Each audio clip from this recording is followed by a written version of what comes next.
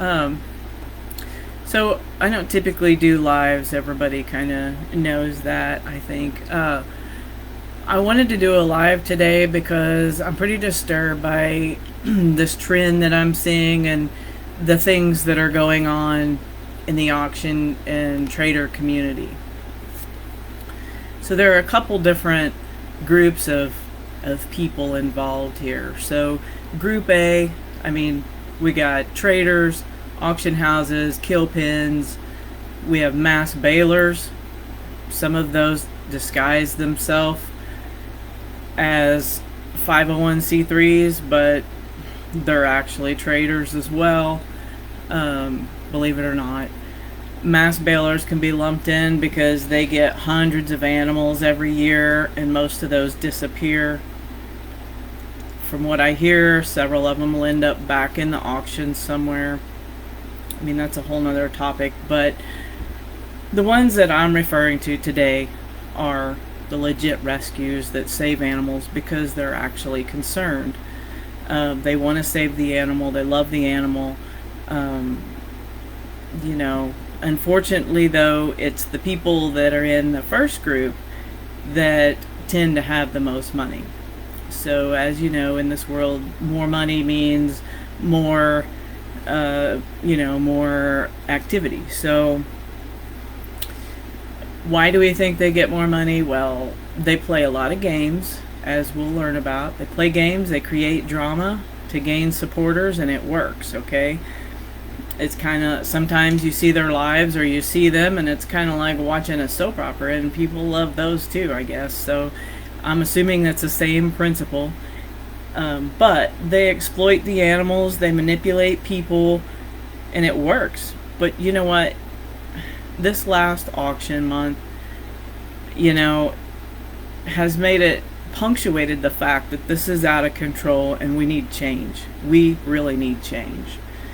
So the auction I'm referring to is in Cuba, Missouri, and I have to quantify that or tell you that that's Missouri because once I mentioned Cuba auction and getting animals from there, and I got chastised because I spent all my supporters' money going to Cuba. Yeah. So anyway, Cuba, Missouri, 3 hours away, not an airplane trip. So what happened, and I was not at the Cuba auction this time. I was watching it online.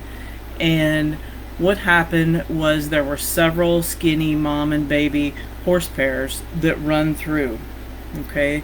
The mamas are they're not just skinny though. They're like pathetically skinny. We're talking like a body condition score of 1 or 2 if you're generous. Okay?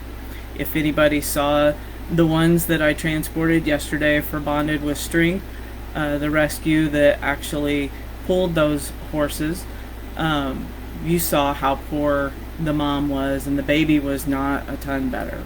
Okay? They all came from the same trader. This trader's name is Lane. He's from Mississippi. I know this because I saw the Coggins for one, and I know that he's a friend of the auction house at Cuba because check this out. When I was there in March, if you guys remember the skinny mammoth group that I got, the mammoth Jenny that had the foot that was turned completely backwards, and the Jack that had looked like duck feet, they're awful feet.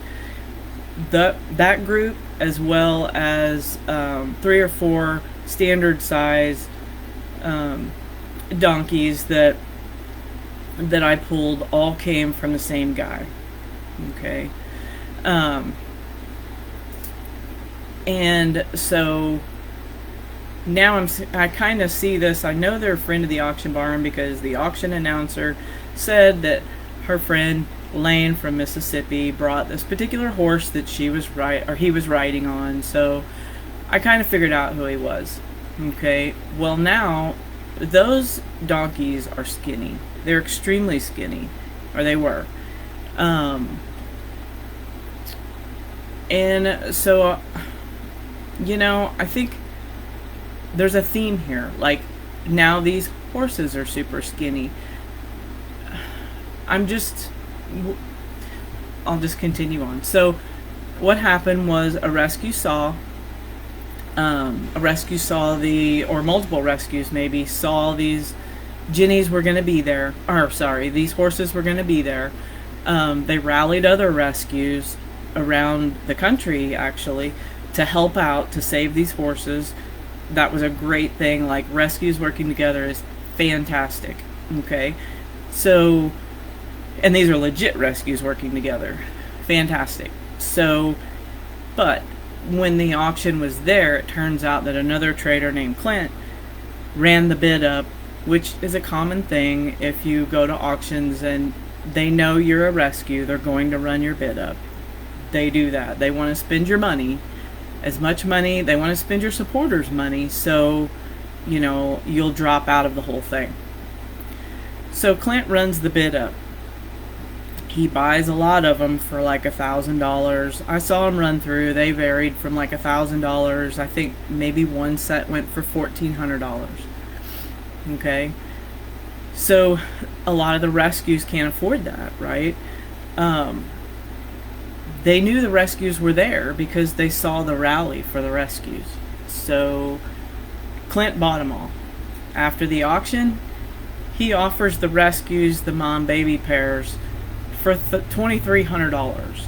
Okay, granted, he hasn't even taken these animals from the auction yet. Okay, so they're still in the auction barn. He's offering them up for $2,300 to the rescues. So they refused. And so then he goes down to $1,500. Again, he still hasn't removed these from the auction. He's done nothing with them, right? Would be surprised if they had adequate food and water, given that I've been to Cuba auction many times.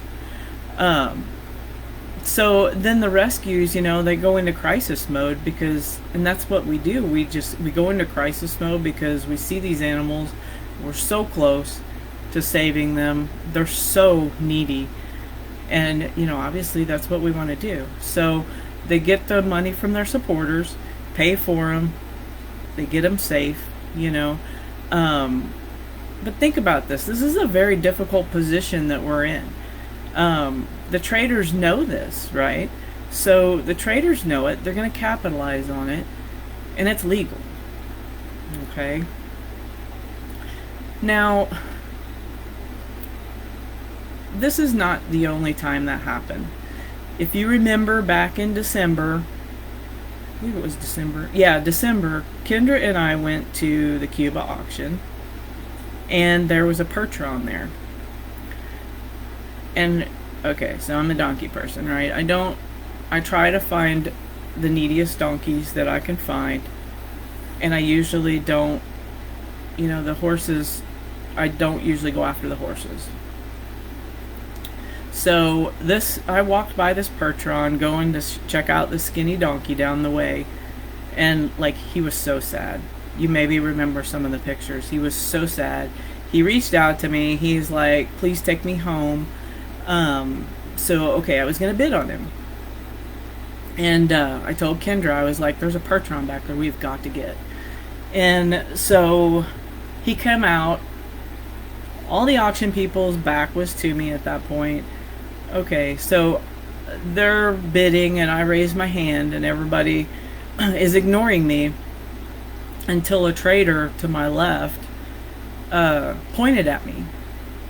Okay, well, that's a surprise look. Why is the donkey lady bidding on a Percheron, right? So anyway, they ran me up to 900. I stopped. All right. So I can't do that. I fundraised $700 per donkey, and that barely covers the vetting, the all the vaccine, everything that we do to them on intake, and 1 month food. And so, but that's the minimal that I can ask for to rescue the most animals.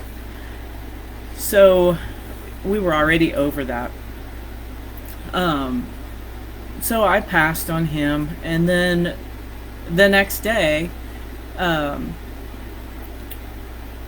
I was contacted by someone who said, we know who has the Percheron. He's going to get on a truck to go to Canada for slaughter if you don't pay $1,500. That's absolutely not. That I can't. Then I was asked, well, don't you want to save him? Of course I do. I want to save every animal in there, right? But how can I possibly do that? $1,500, that would allow me to save 2 donkeys, A, and B, now I'm playing into the trader's hands. Okay? I said absolutely not. Okay, then the call comes again. How about $1,250? No. How about maybe $1,000? No. Okay. So Pam, who's at Blue Haven, had posted on her page about what was happening. Well, one of our supporters, who is very, very kind and has been very, very supporting of us in the auctions, just sent the money in. So we went ahead and got the Pertron, and brought him home. He's now at Kendra's and doing extremely fine. But anyway, my point is, look at what these traders are doing now. They're not just bringing animals to trade. They're not just bringing animals and bidding us up.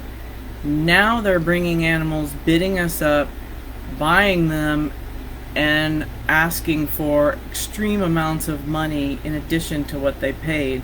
And they don't even take them off the lot. They don't do anything with them. So, what makes me concerned right now is that we are creating a culture where starving horses is the way to make the most money. Think about that. If we create this culture where you make more money by starving your horses because they know a rescue is going to pick them up, right? Or a person who, is wanting to save them or whatever, but the rescues are the ones that they come to and offer them for these crazy amounts of money. Are we going to start creating a culture where the traders starve them more than they already do? Okay, is this going to increase suffering among all of the, all the equines? I'm scared, okay? I'm really scared about this. And then you put a baby with them, you put a baby with a starved mare or Jenny, and the price goes up. Alright, so remember, which auction was this? Was December auction also. Cuba. When Kendra and I were there, we walked by a pen. It had some donkeys. It had 2 horses that I can't even believe were still standing. They were so skinny. Okay? Those horses went for $200 each. I think there were no rescues there that month, or they weren't bidding or something. I don't know. But we passed that stall. There was a gray Jenny, so skinny, very ill, rapid respiratory rate, rapid heart rate, struggling. Okay. There were some other donkeys, and then there was a baby. Okay, a little baby. And he wasn't too little. He was weaning age. And I said, Kendra, we've got to get that gray Jenny, and we probably need to get that baby, because if the kill pin gets him, the baby's going to die. The Jenny may die anyway, so we definitely need to get her. Okay, so when we were sitting there waiting, what comes out? That skinny Jenny and the baby together. That baby back there had no idea who that Jenny was. She was not nursing. They ran them through together. If they run them through together and the baby is still nursing, they only need 1 Coggins. Coggins cost like $50. So they only need 1 Coggins for the pair. So They ran them through together, even though, I mean, I know that's not the baby's mom. And so we got them. You know, they bit us up a little bit, but it wasn't horrible. We got them, and the baby still didn't act like he knew who she was. Okay, so now it turns out that Jenny died 2 days later. She was so far gone that we couldn't save her, but her Coggins was drawn 10 months before. And I'm going to tell you that in Missouri, a Coggins has to be drawn every year. So her Coggins was drawn 10 months before in some other state. It had 5 auction numbers across the top marked out. She had been to 5 auctions. You know, she's lucky to have lived that long. I barely got her out of the auction barn because she struggled to walk out. She was in such respiratory distress. The baby, you know, the baby did okay. He got ill also, but we got him through that. He did okay though. But think about it now, like, where did that baby come from? Who the hell knows where that baby came from? He had no Coggins. He was aged at 7 months old, which he should have had his own Coggins, but they run him through like that, all so the traders could make more money. Okay, now imagine this. Imagine you're there, you're buying one of these fancy horses that are there, fancy riding horses, which are all stalled in the same area, right? The thing that Coggins tests for is equine infectious anemia. I mean, there's a lot of diseases that are bad, but that's the one, the big one that they test for. It's transmitted by like flies and insects and stuff. So, you know, I mean, it could take it from, say the mom contracted one of these diseases while she was at one of her 5 auctions. Okay, nobody would know that. Maybe her baby, or the baby, not hers, but the baby had that. Okay? Nobody would know that, right? So now your fancy horse is in the same facility as these two, and the only thing preventing them from getting, or the only thing between them and that disease is insects, right? So I bring that up for a reason. That I'll get to. But anyway, think about what's happening in Cuba. This is 2 auctions that this particular trader has done this at now. Well, 2 auctions that I know he's brought these super skinny animals to. Okay, so Lane brings the starved donkeys and horses from Mississippi or wherever he's bringing them from. Their Coggins was drawn in Cuba. Okay, so one of 2 things happened there.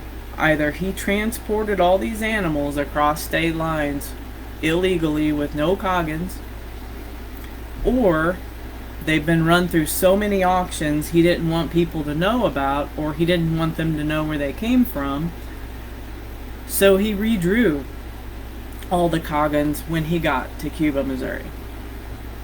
I don't know the answer to what happened. I know that either way is bad. But so they bring all these animals, they hype the sale, and they rally the rescues. They know there are rescues in Missouri. They rally all the rescues.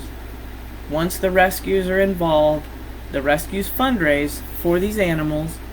Once they start getting money in to fundraise for them, they're kind of committed, right? I mean, you don't want to let your supporters down, and you want to help the animals, so you're committed now. So they rally it, then they run the bids up. Okay, one trader will run the other guy's bids up, and they do this stuff for each other. Run the bid up, they buy them, they offer the rescues the animals for a crazy, sometimes twice as much as what they paid for them. That's kind of what a kill pen does, right? But then the rescues go into crisis mode. They get the funds, they pay, they get the animals. Well, then they've paid this crazy amount of money. Now they have to go back and ask their supporters for vet care, refeeding. We know refeeding takes a long time. It's difficult. The animals may not even make it, and they've got to be rehabbed after. And it's very difficult. So fundraising for legit rescues is difficult in the first place. This makes it even worse. So again, I'm asking, are we creating a culture of starving the horses to make more money? And it's terrifying me right now. I think it's out of control. We need legislation. That's the only answer. We need legislation. We need regulations increase. The auctions need regulations. I'm going to tell you right now that the vet at the auction's responsibility is to draw the blood and look and make sure that that animal, from appearance, is okay. Do you think the donkey that had a foot that was turned back like this was really okay? Thank God they ran him through, so we got him. We got her. But do you think that Coggins shows that donkey had any deformities? No. In the past, this auction has turned off the cameras when the loose horses started. This particular time, they didn't. So we got to see all of them. So think about it. This is beyond just trade. Okay? Back in the day when the auctions were like, okay, so, we're going to get our kid a pony. Let's go to the auction. We'll buy a pony. That doesn't exist anymore. Like, now it's traders versus kill pens versus rescues, and I don't think, at least in our auctions, there are not that many families there. I don't feel like. There's one auction in Missouri even where the horses are sold by the pound. Like, what the hell? And yeah, you go out there and you see the giant semi with the Baker label on it, which is Stroud Kill Pen, who's gonna load up their semi plus 2 regular giant horse trailers, and they're gonna load up in that auction, right? So, I'm left with there's no way to stop trade, okay? I mean, we can't outlaw the auctions, unfortunately. And, should we? I mean, we can't really outlaw the auctions, but we can fight for regulation, okay? So we need to fight for regulation. We need to fight for enforcement of regulations. We need to fight for frequent Coggins. Every time a horse changes hands, needs a Coggins. If it goes from one auction to another auction, needs a Coggins, okay? Because we don't really know what these animals are really subjecting. Animals should have their temperature checked at the auctions. I can't tell you how many donkeys we have received here who've had equine influenza. One time when we were at Cuba auction in 2023, I think, or maybe 2022. I can't remember right now. But anyway, it was spring, and there was a whole, you maybe have seen the picture that I show. I show it sometimes in the auction, of a stall full, cram-packed full of donkeys. There were so many donkeys there that we couldn't even see that there were babies underneath them. They were so packed in this stall. We ended up with 22 of those donkeys, and there were more in that stall. One stall. They were all sick. They had equine influenza. A bunch of them had fevers. This needs to be checked, okay? So temperatures need to be checked at the auction. If you have a fever, you get quarantined in another side of the auction, and you aren't allowed to run, okay?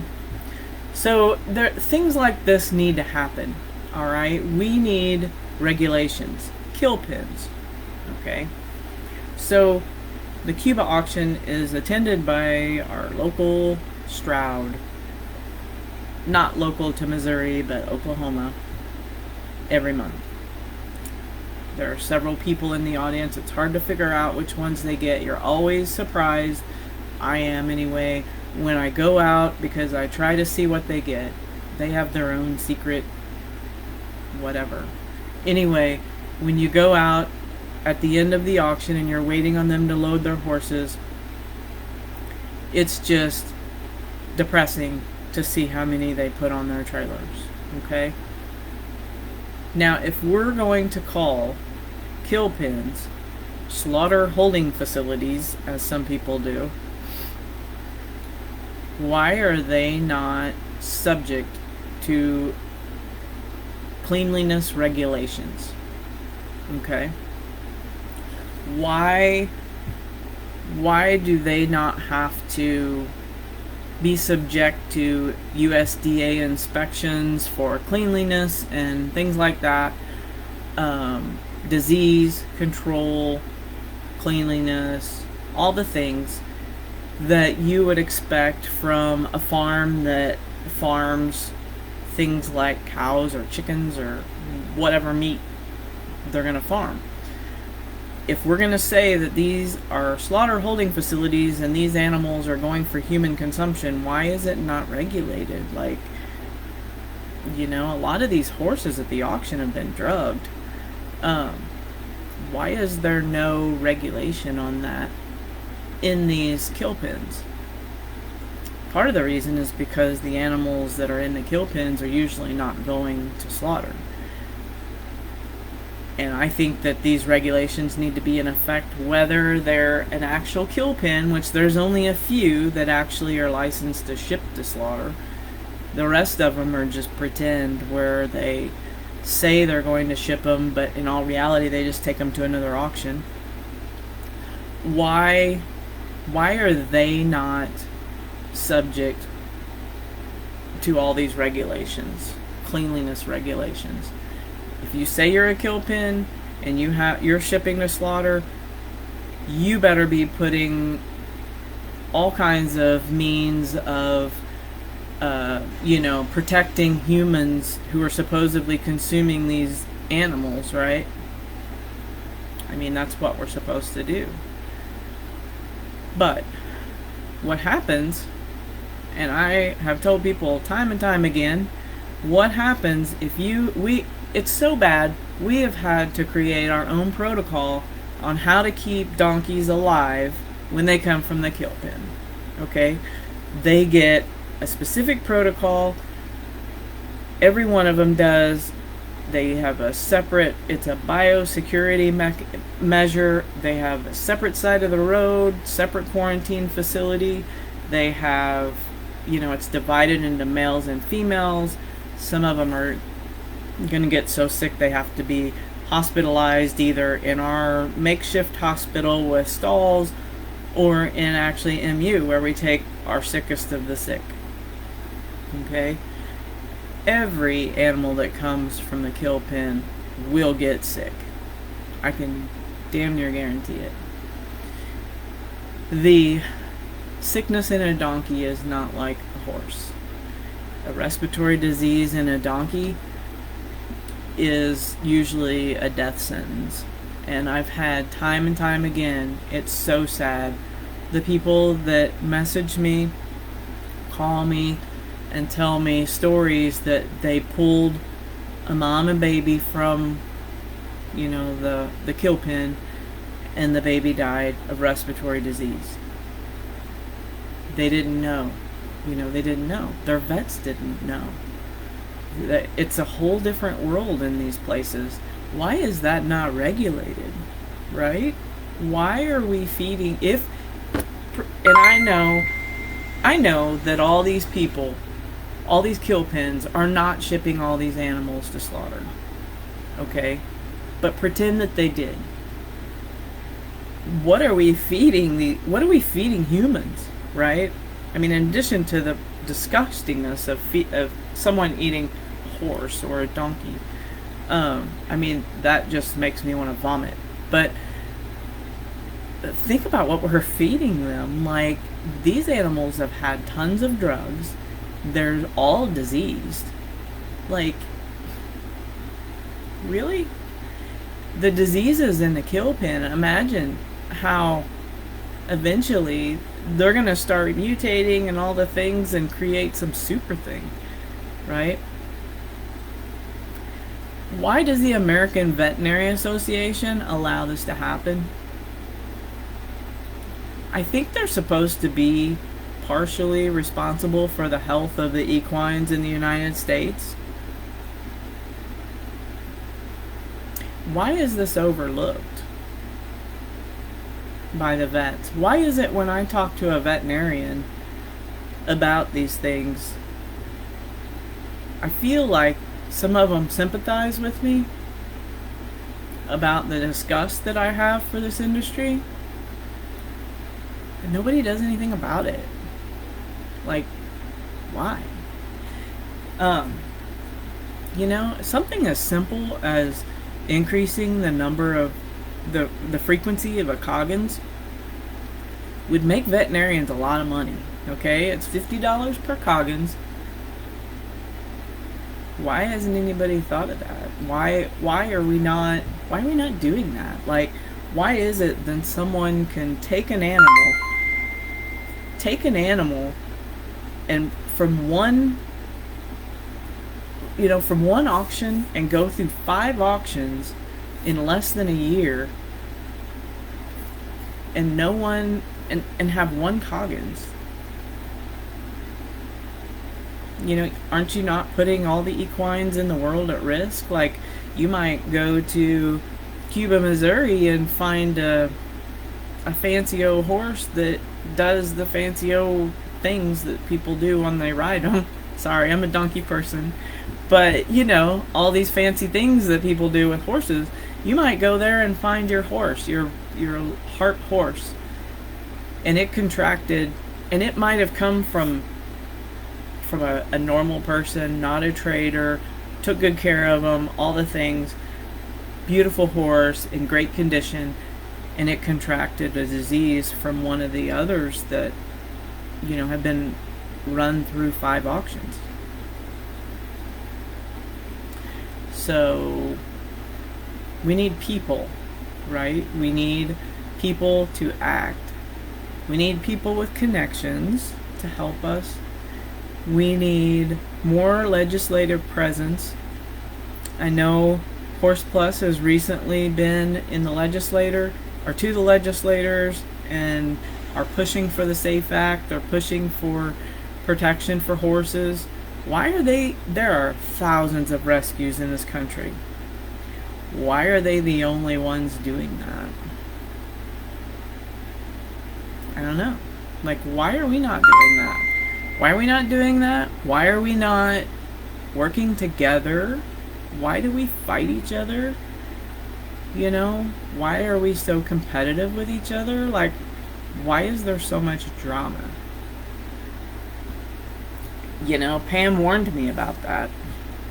She warned me when I started this that there's a lot of drama in rescue. And I know she's watching, and I know exactly what she was talking about, because rescues fight with rescues all the time. And they may act like they're going to be your friend, and then they stab you in the back. Or, I don't get it. So what you see for me is I don't work with a lot of rescues. I don't partake in the drama. I don't do lives where I'm, picking my nose and playing with my hair, or whatever the hell they do. I don't do that, But if a rescue is willing to work with us on legislative things, Or like yesterday where, bonded with strength, we worked, we're not getting those horses. We went there strictly to help them, to help the horses, right? Like, we're working together. They're in Pennsylvania. They couldn't come down. So they needed somebody with boots on the ground. So that's what we did. And there were 2 other rescues that were involved as well. Like, there's 4 rescues working together. It's perfect. We need that. We need that. Okay? But we need to work together and get involved with legislation. Okay? There are a lot of people who are on the side of the horses in the legislation. I mean, if you look at the sponsors of the SAFE Act, there's a ton of them. Like, and the people that have wanted to go with the SAFE Act, there's a ton of them. We need to be contacting them, okay? We need to be contacting. If you're not a rescue and you're a supporter, I don't care if you just like dogs and you don't even know anything about horses. Okay, you're probably not watching this, but if you were, get your dog friends, get your cat friends, get your gerbil friends, whatever you've got, people that like other animals, and maybe don't know what's happening with equines. We have events out here twice a year, and when people come here, we talk to them about this whole trader industry, kill pen industry, all the things. You would not believe how many people. I had no idea. I had no idea. We need people to have an idea, because I feel in my heart that most people would help us. So that's what we need to do. Okay? I don't know. I haven't really been keeping up with questions or anything because I kind of got myself all worked up on a rant. But we totally need to get together on this. So that's really my rant for today.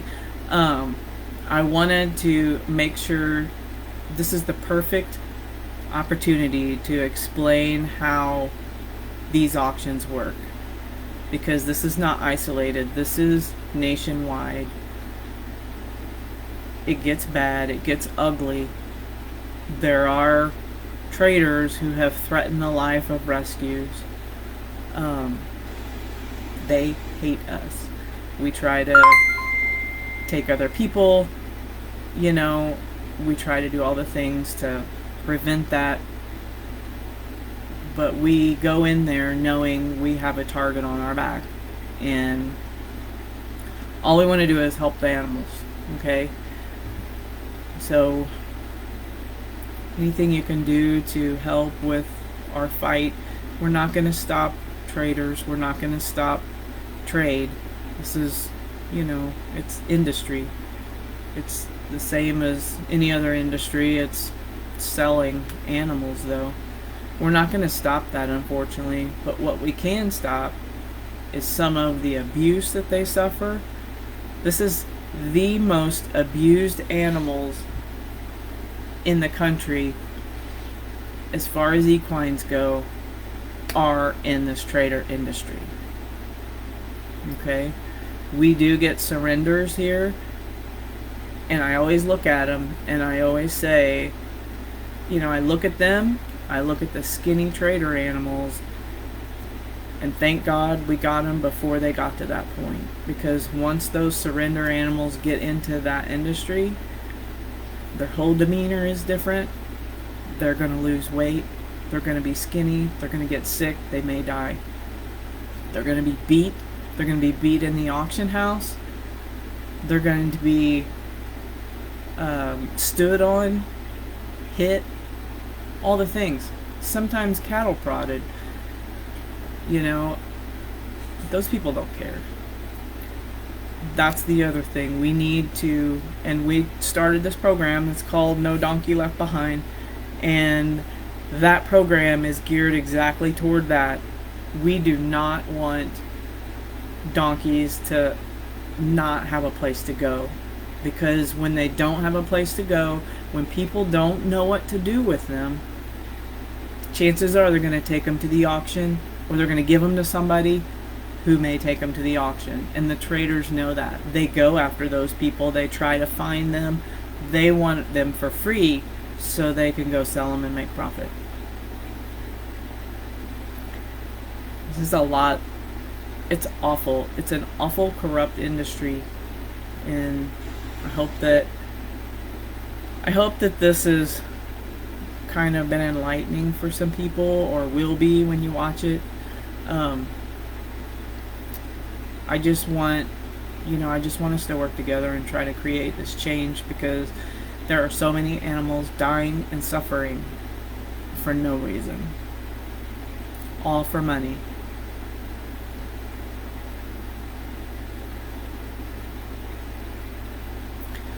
I think that's about all that I have. So I'm going to hop off here. Thank you for watching. Thank you for the stars. We got a stars party, which I have no clue what that is, but thank you for it. I really have no idea what that is, but maybe I'll learn. Maybe we'll do more lives. We can talk about something else next time, similar. This is another way that we can educate, is through lives, apparently. Kind of freaks me out to see myself on camera, but, I'll do it for the animals. Alright, so I'm hopping off. Thank everybody for watching. Hopefully we can work together and create some change.